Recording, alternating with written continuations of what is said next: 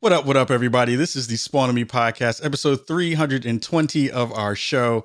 Super excited to have you all rocking with us here on this Thursday. This is the first show in the first part of Black History Month. I'm talking about stuff in the future because we're not even in the future yet, but I'm already talking about it because that's where we're going to wind up going. So, thank you to everybody who rolled through last week, who was rocking with us. We had the dopeness that is Stu Grubbs from Lightstream hanging out, talking about the future and current status of the streaming world.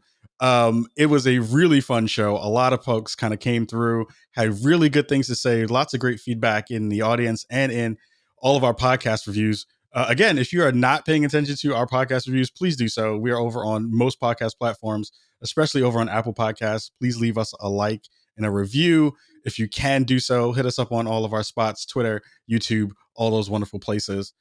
But this week, I am so hyped. I'm really, really excited because one of the things that I have always thought about kind of maneuvering Spawn on Me into has been kind of more creator spaces, more kind of film and broadcast spaces. But of course, there's other ones that we haven't touched yet, especially when we talk about VR, XR, and all mixed reality spaces as well. If you know me, you know I'm a big fan of the Foo Show. My fan Will Smith, who's doing that show, has been doing that for a while, and it's been fantastic. But no one is doing that really in the space through the prism of Blackness, and we have some amazing guests rocking with us tonight to talk about that. Coming to you from Crux, it is Lauren Ruffin. How are you doing, Lauren? How's things going so far? How's things? I am good. There's my face. That headshot makes me. It's so serious. That's my don't call me at all for anything face. I love it. I love it. That's the beauty of the streaming, getting everything together. That's what happens when you have this production value that you happen to have. That's amazing. That's amazing. I'm really impressed. I'm trying to make it happen, trying to make it dope for the people at home and for the guests and for everybody kind of rocking with us in Chicago. First of all, thank you so much for coming to the show tonight. I'm super excited to have you. I know when I came across your work, I think in the most obscure places was just like in an Instagram ad.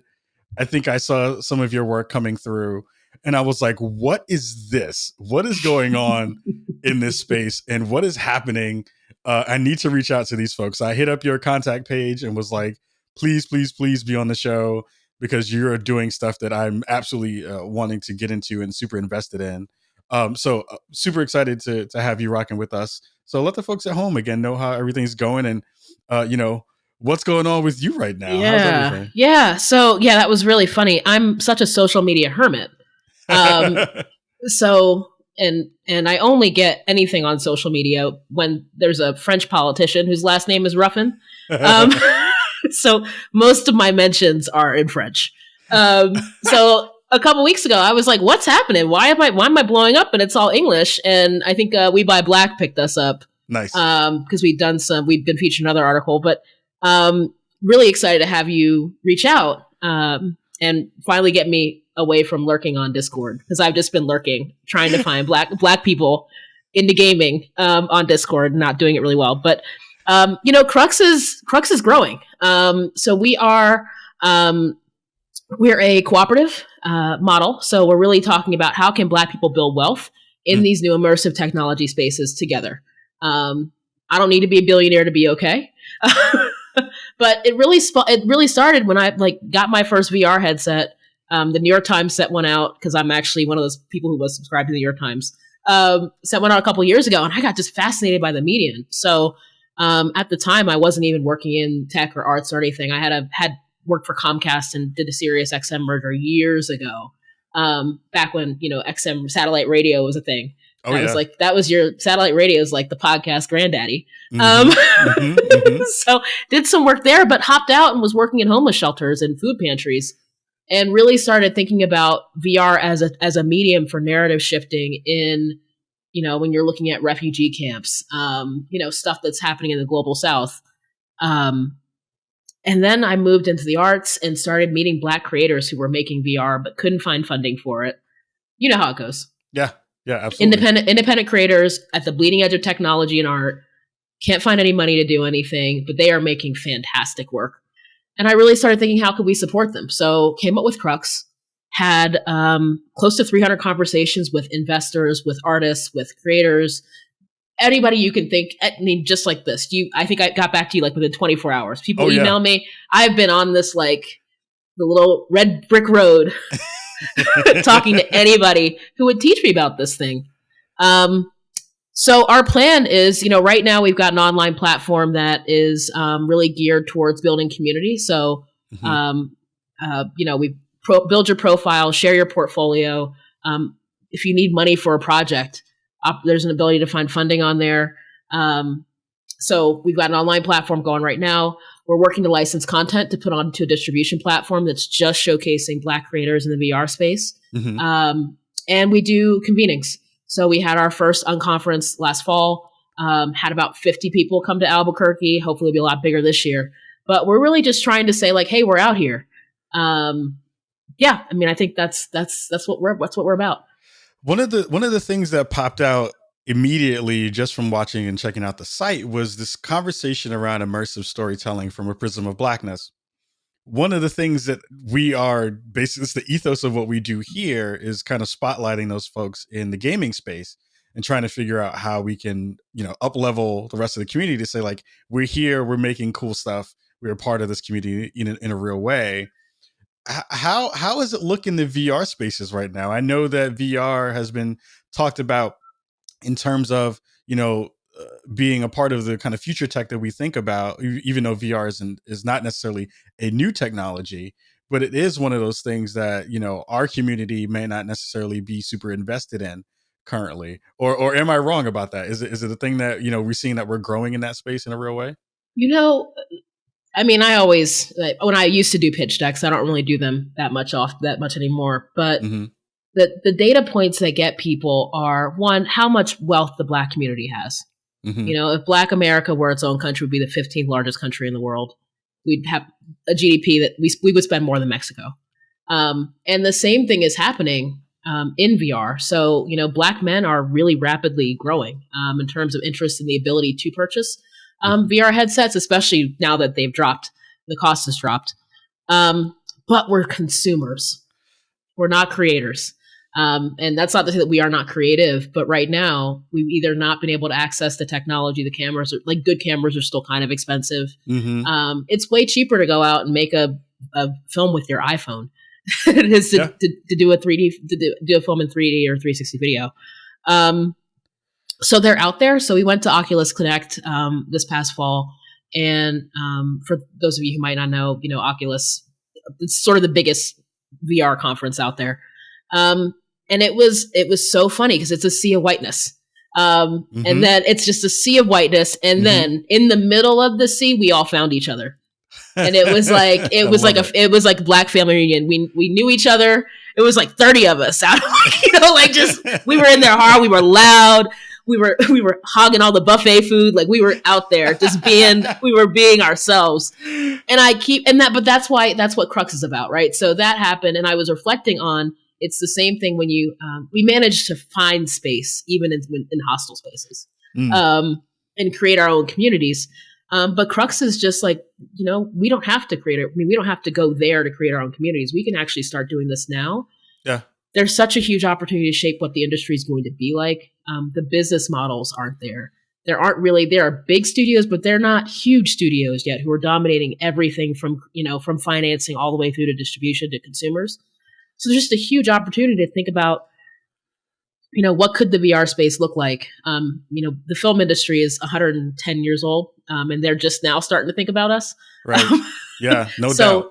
Yeah, I mean, what kind of amazing things can we do if we just don't let that happen in this new space? Yeah, I feel like one of the conversations that I often hear from folks who are not in our community, but who are Black interested, but not necessarily. It's like they want to visit, but don't want to move in. Black curious, like Black curious, yeah, like Black curious, but for the Black curious folks, for real. there's this conversation that, and I'm happy you touched upon the kind of economics of it, because, again, that's the thing that I feel is one of the most important parts of the conversation around not only new and emerging technologies, but just, what the buying power is of our community.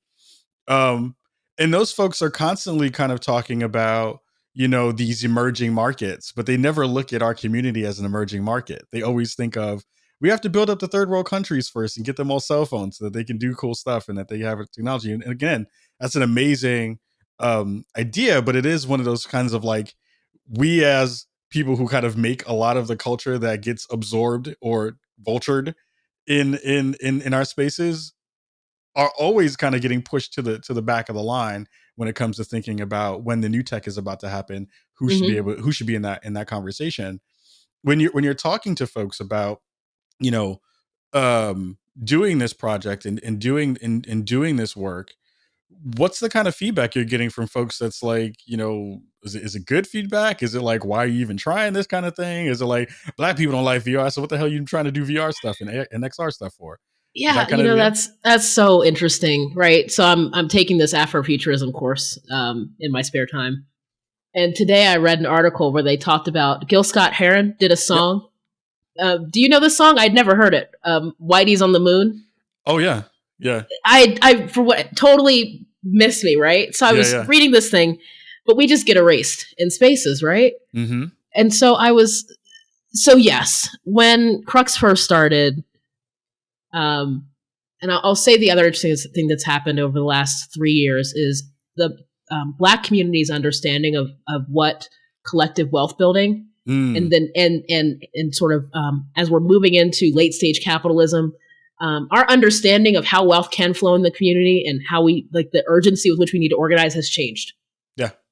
So absolutely, I mean, people were looking at me like I was crazy. Like, Black people, VR, trust, y'all gonna trust each other to build something together? Like, what are you talking about? Like, I heard so many offensive, like just straight up offensive things from Black people and Black curious people. Mm-hmm. I feel like that's gonna be my new euphemism for white. Um, it's that's gonna stick with me. We got to make some shirts. Yeah, we do. Yes, we do. Uh-huh. So yeah, I've definitely gotten a lot of pushback. I will say that one of the things that I've been really proud of is all of the money we've raised for the project has been not venture capital money. So it's patient capital. That's Because fantastic. Crux is we've raised about $300,000. But Crux is not going to be the thing that's going to push adoption of VR, right? Like, there are very, very large companies. The hardware has to get better. But what we can do, because we're not in this push to scale really quickly, is we can focus on building community and building a brand. And we're small enough that we can be nimble to figure out, what is the thing that's going to hit next, and to really support creators. Support creators like one-on-one individually in a way that I think is really meaningful and is sustainable. Yeah. So I think that's one piece. But the industry is going to develop slowly. Yeah. It's just necessarily it has to. And when you look at how other industries develop, that's, we think they happen overnight, but they kind of creep. So I'm not worried about that. I'm mostly worried that there aren't enough. I mean, Black people make everything so dope. Yeah. So Yep. I'm very unabashedly like, y'all need to pay some Black people to do this stuff so that you can get some good content, because you can only make a shooting game, 200 times before. I mean, they keep making them, but at some point you've got technologists and not storytellers. And we are amazing storytellers. So yeah, I mean, I'm optimistic, and you got to be patient in an industry like this. Yeah, I find often that the conversation about the cultural touchstones that we have, like I will say this to the grave, that we are the culture in many aspects. Like, we are the movers and shakers. We are the first movers. We are the first creators. We are the first folks who are making the thing hot before it gets to corporate. You know what I mean? Um, and it always feels like when that thing happens, we always see that when new tech comes, it bubbles up from our community first to be able to showcase just the kind of limits that you can hit with that Mm-hmm. kind of stuff. From the folks that you're already kind of talking to, who are within Crux and who are kind of super interested in Crux, what are some of the things that they're even kind of thinking about and kind of talking about in terms of the stories that they want to tell and kind of the prisms that they want to share? Yeah. I think it falls into it's the same camp as two sides of the same coin. Mm, One is how can we do VR projects that that can show what the future is going to look like mm, if we don't do anything. So projects that are thinking about the surveillance state and mm, what that's going to look like. There's a creator, Alton Glass, who's based in LA, who's done a fantastic piece called Point of View mm. that really is about someone who's formerly incarcerated. They don't go to jail anymore. They just have a drone follow them around. So Ooh. and you're not even Ooh. you're not on house arrest. You're on like the entire world is your prison, right? Like Ooh. so there's that stuff, and then projects that are hopeful. Yeah. If we get this right, like how can we vision the future in a way that's really positive? Yeah. But they're all, I would say, all the creators that we attract and we work with are deeply invested in making a better future for Black people. And I think that's what sort of links us together. I know well, first of all, you just blew me away by that project. So, like, first of all, that's amazingly dope. Because it's Alton is like, you meet people. I cold called Alton. Yeah. And he picked up his phone. I called a number on his website and he answered. That's how I met him, and he has become family. I love that. First of all, I love that. That is because I know as my behind is hiding from every call because I'm like, you ain't catching me. Me too. And he answered, and I was like, "Ooh, his voicemail sounds like a real person." And then he was like, "Hello, hello," and I was like, "He's not old. Like, why are you answering your phone? He's only he's like early 40s." I'm like, "Why are you answering your phone?" He was like, "I don't know. I was like, what is going on?" But his work, he is he is like the godfather of Black VR. He debuted the first piece at American Black Film Festival a couple of years ago. Yeah. And he's got really, really good work happening. But again, like you can't monetize it. There's no place for his work to go. Yeah. So we're working with him to try to figure out, do we tour it? It can obviously be on the platform, but it should be in the community. How can we bring this into Black community spaces? Yeah, I mean the beauty of that is you always wind up coming up to these spaces where you're like, hey, I know that people have ideas here, they just can't fund them. They just can't get them into the spaces where they get to bloom. I know my own personal version of that is like I've always wanted to, because I understand that VR specifically helps you to embody somebody else. And that's one of the things that really brings home VR in ways that most other technologies and mediums can't do. And my dream project is to do the you got pulled over by the police VR version. Mm-hmm. Right. And I'm sure other people have definitely thought about that. Mm-hmm. But it's one of those things of like, giving that experience to someone else who Mm-hmm. doesn't experience that, and then feeling that weight that goes along with that. If you pace it correctly, you Mm-hmm. make the sound work. It just embodies and gives you the ability to kind of share so many other experiences. And I love the fact that you touched upon um, positive experiences in VR because again, we always see Trauma. trauma, right? Mm-hmm. We always see those parts of the culture kind of expressed in certain ways, especially on social media, but we don't get to see joy as much as we should, and we don't get to see all the small things that we embrace throughout throughout our days and throughout Mm-hmm. the rest of our time. Really excited to hear about that. That's super super dope. I love that. That's cool. Yeah. Yeah. Yeah. I think a lot about that. There's VR. People sort of started off a couple years ago. It's an empathy machine. It's an empathy machine. Yeah. The data doesn't really back that up. Interesting. Which is interesting. Like the data says that if you put a white person in a first person shooter as a Black person, they actually tend to see Black people as more violent. Really? Yeah. Wow. And we still haven't gotten to the point where we understand the brain science around why some pieces create empathy and others really miss the mark. It's not 100%. But as you were talking about joy, probably one of my favorite VR pieces was a piece that was at Tribeca last year, the year before. I won't remember, but Rosario Dawson voiced it. Yeah. And it was about like these two sort of angsty punk girls in New York in the late 80s, early 90s. And Yeah. it was just such a fun, like them just rocking. It was super creative. There was graffiti everywhere, like all around you. It was just such a fun piece. And I was like, this is the sort of stuff we should be talking. Like, I want to see a Black person do this. Yeah. Like that's what I want. So yeah, but there's a lot of really cool work out there, and I you have to get outside of your regular comfort zone to find it. But it's once you do, it's addictive. Yeah. Yeah. Yeah. We're going to take a quick break. Man, you just dropping dope gems all over the place. So You're silly. I'm excited about all that stuff because it's all stuff that, again, like, our community cares about this. We're trying to figure out good ways to expand, our and amplify our voices in good ways, and you and the Crux crew are doing that in really great ways. So we're gonna come right back, everybody. Hang out for 2 minutes. We'll be right back after this.